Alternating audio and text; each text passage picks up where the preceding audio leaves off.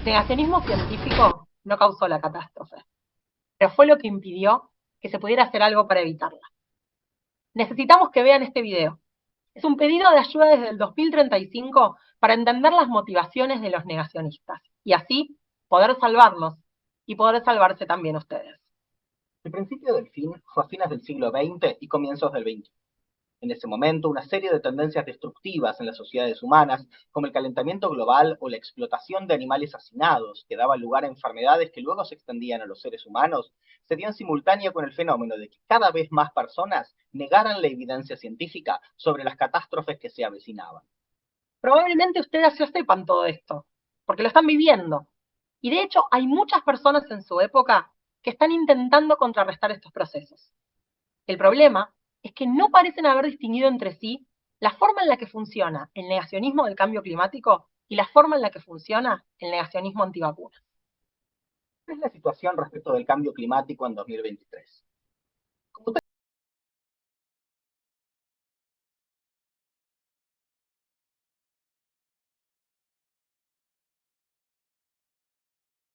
importante de la población hacen oídos sordos. ¿Cómo se explica esto? Lo que la comunidad científica probablemente no previó fue la capacidad que las empresas de combustibles fósiles y los grupos conservadores tenían para engañar al público. La ciencia del clima tuvo que enfrentarse con el uso de una técnica engañosa que había sido empleada ya por las tabacaleras y que se basaba en promover la duda en el público. Cuando en los años 50 las empresas de tabaco se enfrentaron con los primeros anuncios sobre descubrimientos científicos acerca del nexo entre el fumar y el incremento del riesgo de cáncer, desplegaron una estrategia consistente en presentar esos hallazgos como parte de un debate, algo sobre lo que no había consenso. Esta estrategia del tabaco se sintetizaba en un memorándum de una tabacalera con estas palabras: la duda es nuestro producto. Ante cada estudio que reforzaba el conocimiento del nexo entre el tabaco y el cáncer, las empresas sacaban de la galera declaraciones en sentido contrario, frecuentemente hechas por médicos a los que ellas mismas les pagaban, que ponían en duda esa conexión causal. Esto es importante porque para las personas no especializadas, y las empresas eso lo sabían muy bien, tiene valor probatorio saber que la comunidad de quienes sí están especializados ha llegado a un acuerdo sobre cierta cuestión. Dado que no podemos todos ser expertos sobre todos los temas, lo que hacemos es guiarnos por el consenso de quienes sí son especialistas. Si en cambio se nos dice que sobre cierta cuestión la comunidad experta no llegó a un acuerdo, entonces nuestra actitud será de duda. Y esto es lo que lograron las tabacaleras: instalar la duda en el público general. Esta misma estrategia se aplicó después frente a los descubrimientos acerca del calentamiento global. Aunque en 2023 un 97% de las personas que se dedicaban a la climatología acordaban en que la temperatura del planeta se estaba elevando por la acción humana, las empresas de combustibles y los grupos conservadores lograron instalar en el público la idea de que en realidad todo esto era tema de debate y que, en consecuencia, no se disponía aún de suficiente información como para tomar decisiones. El negacionismo del cambio climático se apoyó, igual que en el caso de las tabacaleras, en reconocer el valor probatorio que tendría el consenso experto en el tema, pero negar que tal consenso experto efectivamente existiera. Es decir, el público creyó que efectivamente los expertos todavía no se ponían de acuerdo. La opinión pública, engañada, no era capaz de reconocer la existencia del consenso, pero de haberlo reconocido, lo habría reconocido también como probatorio. Por eso lo que están viendo en su presente, en 2023, es que la presión social para avalar medidas de reducción de las emisiones de dióxido de carbono no es suficiente y el planeta se encamina a un aumento de 2 grados centígrados en su temperatura promedio con respecto al periodo preindustrial. ¿Qué pasa con los antivacunas? El surgimiento de epidemias mortíferas como la de COVID-19 tuvo lugar en un clima que ya venía enrarecido por la influencia de grupos antivacunas. Hacia fines del siglo XX, un médico, Andrew Wakefield, había logrado instalar la falsa creencia de que la vacuna triple viral causaba autismo en niños y en niñas, y eso hizo que se desplomaran los índices de vacunación. El estudio de Wakefield era fraudulento en diversos aspectos. Por ejemplo, había buscado niños y niñas que ya tuvieran un diagnóstico de autismo para intentar forzar la conexión con la vacuna, porque recibía dinero de estudios de abogados que habían demandado a las empresas farmacéuticas. Pero la influencia que tuvo su artículo no se debió a que no fue desacreditado por la comunidad médica. De hecho, rápidamente se mostró que era imposible replicar los resultados de Wakefield y que la supuesta conexión entre la triple viral y el autismo era un fraude. Sin embargo, justamente porque había sido desacreditado por el conjunto de la comunidad médica, es que Wakefield fue visto como un héroe por sus seguidores y se vio al consenso médico como una conspiración. Estas ideas conspirativas hacen que en general los antivacunas sostengan una actitud muy suspicaz frente a las autoridades sanitarias de conjunto, lo cual, llegado el momento, se expresó como una oposición no solo a la vacunación contra el COVID, sino también a las medidas preventivas, como el aislamiento social. Y esto muestra una diferencia muy grande entre los antivacunas y los negacionistas del cambio climático. Que los antivacunas, sospechamos, no piensan que no haya consenso en la comunidad experta. Al contrario, el movimiento antivacunas se retroalimenta con la sospecha de una conspiración entre gobiernos, instituciones científicas y empresas farmacéuticas. Piensan que sí, que están de acuerdo entre sí, que hay consenso, pero que ese consenso no es confiable, sino el producto de oscuros intereses. Es decir, reconocen la existencia del consenso, pero no lo consideran probatorio. Y esto socava sistemáticamente los esfuerzos para lograr la inmunidad de grupo. Así, durante el siglo XXI, al mismo tiempo en que se incrementaba la posibilidad del surgimiento de nuevas epidemias, persistía en la población una actitud de sospecha contra las recomendaciones de las autoridades sanitarias. Lo que hace especialmente enigmático el año 2023, año en el que oficialmente terminó la pandemia de COVID, es que habiendo visto la población en tiempo real la amenaza de una enfermedad y la forma en que la ciencia permitió desarrollar vacunas en tiempo récord, eso no haya incrementado la confianza en las instituciones y los desarrollos científicos, ni haya acabado con el negacionismo antivacunas. Pese a que las dos formas de negacionismo no funcionan de la misma manera, alrededor del año 2020 se popularizó entre epistemólogos, psicólogos y comunicadores de la ciencia la idea de que todos los negacionistas científicos cometían básicamente los mismos errores. Así, pensaron que la mejor estrategia para contrarrestar el negacionismo era contarle al público no especializado que sí existía una serie de consensos en la comunidad científica, que, por ejemplo, las personas expertas ya estaban de acuerdo en que el calentamiento global estaba ocurriendo y causado por la actividad humana. En concreto, que el 97% de quienes hacían climatología ya aceptaban la hipótesis del cambio climático antropogénico.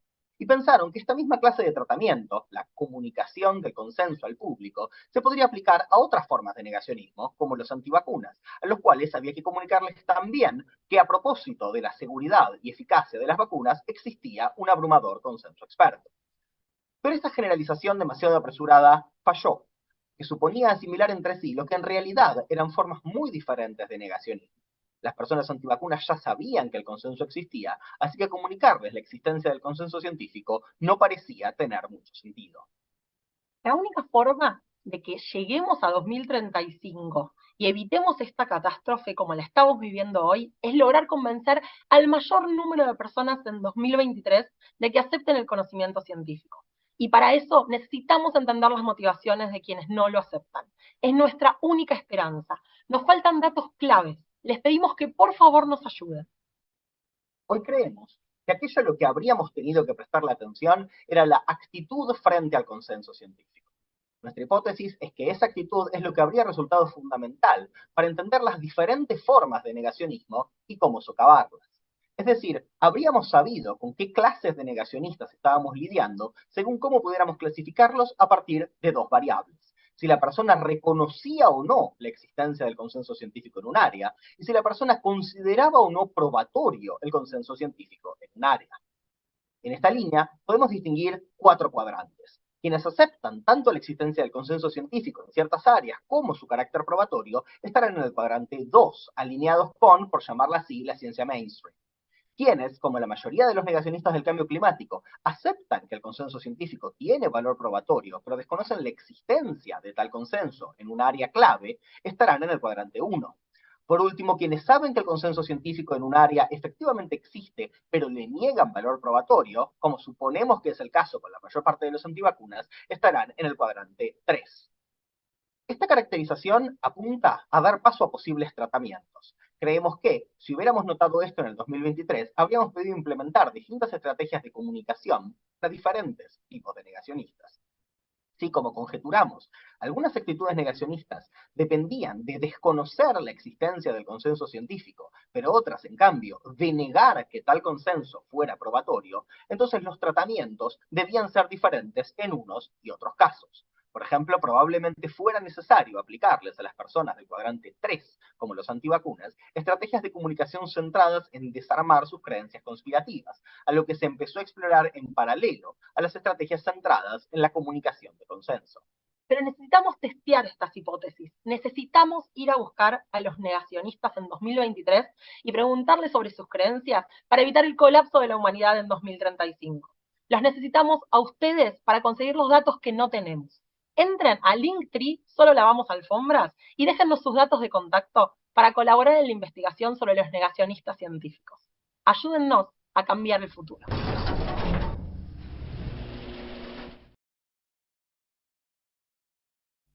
Vamos a nerdear. Bueno, aquí estamos de nuevo con la última charla del día de Valeria y Claudio Cormick.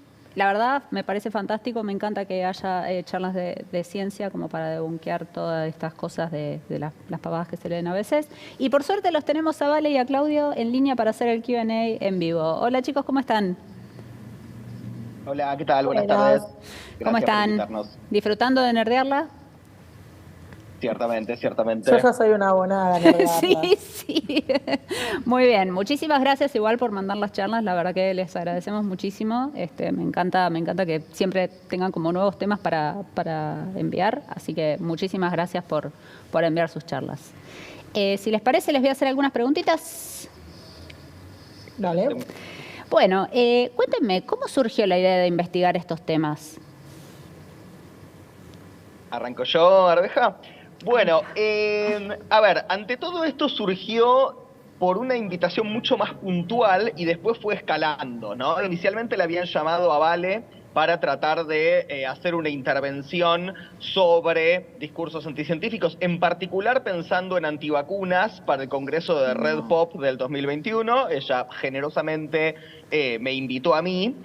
Y después, en la medida en que fuimos empezando a notar las diferencias entre antivacunas, terraplanistas, negacionistas del cambio climático, todo esto fue convergiendo en la idea de decir, bueno, tenemos que hacer una teoría general de la falopa, por homenajear al título de Keynes, pero justamente con el general tachado, ¿no? O sea, tenemos que hacer una teoría de la falopa mostrando las particularidades de las distintas falopas, ¿no? Y entonces de ahí la idea de empezar a presentar las características que nos permiten comparar estos discursos diferentes y ver las particularidades de cada uno y las particularidades sobre todo a la hora de cómo enfrentarlos. Claro, fantástico. Tenemos una pregunta de Swapcar que me parece fantástica. ¿Nos pueden contar un poco cómo inició el proyecto? ¿Cómo empezó esta idea? Bueno, viene un poco de la mano de esta cuestión de la teoría general de la falopa y el no general. La idea es tratar de juntar la mayor cantidad posible de personas que estén dispuestas y tengan muchas ganas de respondernos un montón de preguntas, porque lo que queremos hacer es tratar de identificar diferentes grupos y a partir de esos grupos poder pensar nuevas estrategias para contrarrestar discursos anticientíficos. Lo que creemos que puede ocurrir es que cada grupo, por tener sus particularidades, responda de manera distinta a diferentes estrategias, pero para eso necesitamos mucha gente. Entonces, la idea un poco es juntar la mayor cantidad posible de personas y hacerles muchas preguntas que todavía estamos delineando y a partir de esas clasificaciones en grupos después probar si podemos encontrar estrategias que funcionen para cada uno de esos grupos. Claro. Y de nuestra parte, o sea, de las personas, ¿cómo podemos nosotros ayudarlos a concretar y llevar adelante el proyecto? Bueno, básicamente lo que necesitamos es vías de acceso para contactar a la mayor cantidad de negacionistas, semi-negacionistas, proto-negacionistas, gente en vías de negacionismo posible, ¿no? O sea, digo, asumimos que el público que directamente asiste a estas actividades no se va a prestar a que le digamos, hola compañero negacionista, decime por qué estás tan del moño, pero sí nos pueden servir de vías de acceso para sus hermanos, sus primas, sus compañeros de trabajo, etcétera, etcétera. Estamos, como decía Vale, diseñando un instrumento, lo estamos trabajando junto con la gente del Laboratorio de Neurociencias de la DITELA, ¿no? Queremos hacer una encuesta lo más exhaustiva posible y después ver qué tanto la podemos abreviar. Y bueno, eso, para que todo eso tenga algún sentido necesitamos llegar a la gente correcta. Y por eso al final, habrán visto de la presentación, estaba este link, que es el Linktree Proyecto 2035, que si entran ahí van a ver que pueden acceder a un Google Forms en donde les pedimos el mail para después, cuando tengamos armada la encuesta, poder mandarles esa encuesta para que la contesten y para que traten de difundirla. La idea es llegar a todos los públicos posibles. Nuestros públicos suelen ser sesgados, ¿no? Porque tenemos por ahí la gente que nos sigue en alguna red social o el círculo en el que nos movemos, y más allá de que tenemos gente un poquito negacionista en la familia, no voy a decir quién ni cómo ni nada, más allá de eso, en general se nos complica conseguir lograr llegar a otros lugares en donde necesitaríamos llegar, así que si nos pueden ayudar con eso, van a estar colaborando con esta cruzada para tratar de no freírnos por el calentamiento global en los próximos años y para tratar de no morir todos de una próxima pandemia. Algo, una pavadita, digamos, o sea, algo como que casi que ni importa. Ahora, yo tengo una pregunta relacionada justamente a lo que vos contabas del tema de juntar la gente. Obviamente vas a tener gente que te va a contestar la verdad o lo que ellos piensan, pero también me da la sensación como que vas a tener varias personas que van a trolearte un poco o van a contestar algo de forma, no sé, chicarrona o graciosa, o que ellos creen que son graciosas y eso. ¿No es un poco complicado también sacar un poco, separar la paja del trigo en ese caso y saber cuáles son las respuestas reales y cuáles fueron las respuestas que en realidad no, esta persona está contestando cualquier cosa? Bueno, eso es interesante porque cuando uno tiene que diseñar este tipo de experimentos lo tiene que tener en cuenta. Entonces aparecen preguntas, por ejemplo, de consistencia, o sea, es preguntar de manera tal que nos demos cuenta de si esa persona está respondiendo conscientemente, porque muchas veces se usan personas que trabajan de esto, ¿no? Uno entra a cosas como Amazon Turk y hay personas que trabajan de responder encuestas y quizás responden rápido o responden para tratar de responder la mayor cantidad de encuestas posibles, y entonces estas preguntas de consistencia son importantes. Y después sí puede ser que haya gente que responda cualquier cosa, eso lo tenemos claro, por eso necesitamos mucha, porque cuanto más gente tenemos, ese ruido molesta menos, ¿no? O sea, cuando el N es muy grande, cuando el número de personas involucradas es muy grande, entonces esas desviaciones que se producen son más chiquitas, y nos permite poder tener resultados más robustos, que es lo que estamos buscando. Así que viene de la mano, o sea, poder delinear bien cuáles son las preguntas que vamos a hacer, teniendo en cuenta todos estos factores, es fundamental, y que tengamos mucha gente respondiendo también. Excelente. Te hago otra pregunta de Swapcard. Acá preguntan, ¿no creen que hay un sistema negacionista donde convergen distintos negacionistas que se retroalimentan con las distintas teorías conspirativas? Parece que el mundo se está volviendo idiota y no hay manera de detenerlo. A ver, depende qué estemos llamando sistema, ¿no? O sea, si estamos llamando sistema algo así como un sistema epistémico en el sentido de las personas tenemos una red de creencias y algunas de esas creencias funcionan como justificación para otras creencias, probablemente la respuesta es que sí.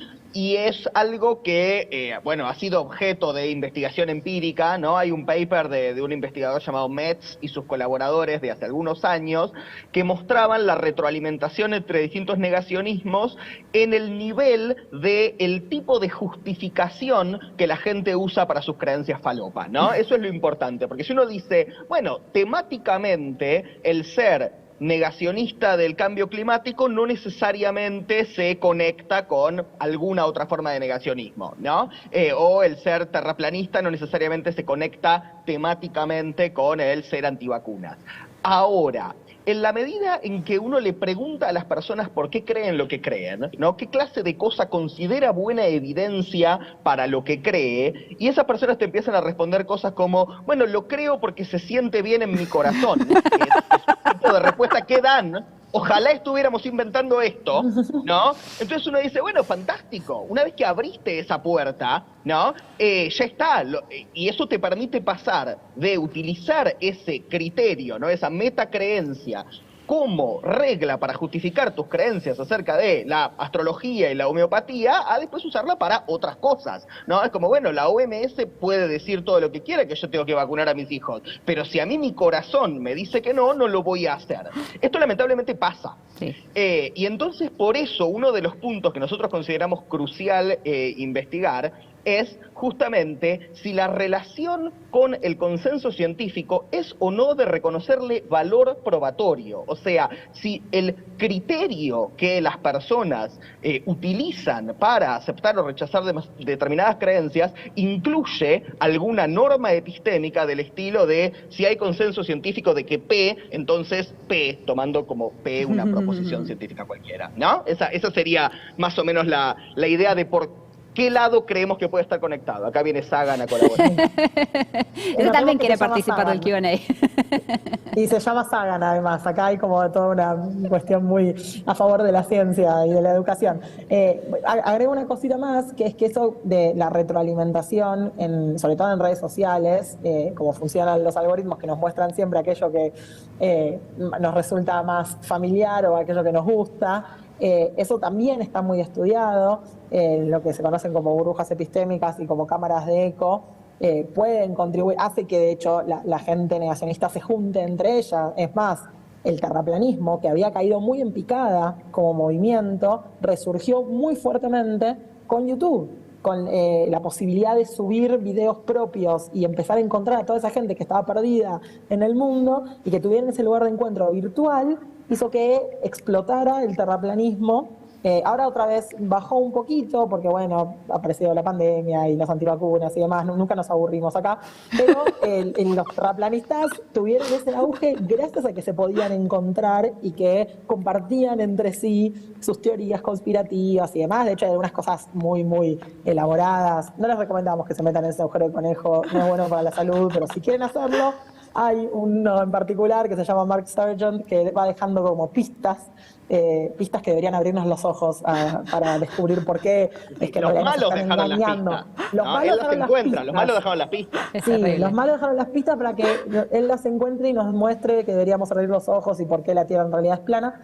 Y la verdad es que uno lee los comentarios y ve cómo eso se va retroalimentando y va creciendo, y en el caso de antivacunas también, digamos, hay ahí también un sistema, no ya un sistema necesariamente de creencias, sino un sistema de retroalimentación que permite que compartan cierta información muy sesgada y ciertas teorías conspirativas que también ayudan a que se sostengan, ¿no? Porque termina siendo lo que permite que eso se sostenga en el tiempo. Claro. Qué tarea titánica pelear contra todo eso. Es un montón, por eso necesitamos que nos ayuden. Y es un montón y por eso necesitamos evidencia, ¿no? Porque digo, lo primero que dijimos con Vale fue, dado que esto es un bardo, ¿no? Porque nos invitaron como decir, bueno, te invito a un asado, te invito a una charla sobre negacionismo científico. ¿Qué sé yo? Es un quilombo, ¿no? Entonces lo primero que hicimos fue decir, bueno, necesitamos evidencia de qué cosas realmente funcionan, ¿no? En contrarrestar el negacionismo científico. Por eso nuestros recaudos, y eso lo tratamos de expresar en el video, contra la idea de decir, bueno, todos los negacionistas científicos son más o menos iguales. No, mirá, que converjan en ciertos puntos no quiere decir que sean todos iguales, y si argumentan de formas muy diferentes, usando criterios diferentes, como por ejemplo diferentes relaciones con el consenso, que es lo que de nuevo es nuestra hipótesis central, bueno, entonces lo que va a ser eficaz en unos casos puede no serlo en otros, ¿no? Eso es parte de lo titánico del asunto, tener que realmente encontrarle la clave. abrazar la complejidad, que estamos muy también a favor de eso, porque si no, es obvio que cuando algo es más simple es más fácil también de viralizar, de comunicar, de enganchar, pero esto es realmente complejo. No podemos quedarnos en la simplificación, porque si nos quedamos en la simplificación no vamos a poder encontrar estrategias para lidiar con los distintos negacionismos. Entonces, sí, es difícil, es complejo, es una tarea complicada, que no se puede hacer de manera individual, que tiene que hacerse de manera colectiva, que necesita evidencia, que necesita tiempo, pero bueno, es parte de cómo se hace esta construcción de conocimiento científico, si no, no estaríamos haciendo eso.